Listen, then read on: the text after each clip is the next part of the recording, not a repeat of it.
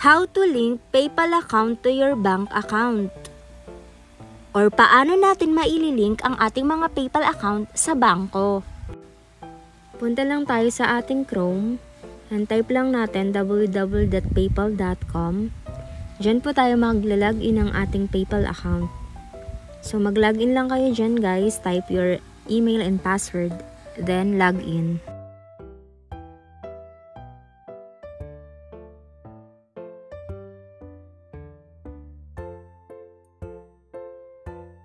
Once na nalogin na natin ang ating mga account,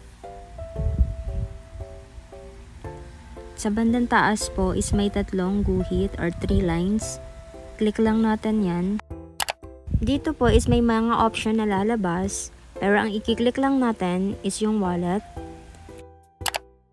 And after, ito po yung makikita natin sa inyong screen, link a card or bank. So, piliin natin yung link a bank. Click.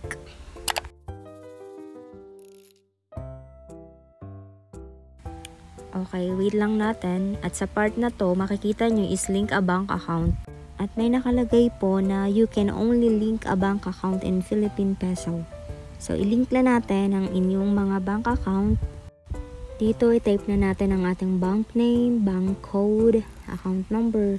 Sa bank code guys, automatic dyan na lalabas yan, bank code ninyo dyan. So, mag-type na po tayo ng ating information. Ayan, type ko Union Bank. O, diba automatic na nag-send yung bank code ko guys, o. Na-encode agad dyan sa box. And then, type nyo na ang inyong account number. Pagtapos na po tayong mag-fill up, ayan, double check lang natin. Tapos, click na natin yung link your bank.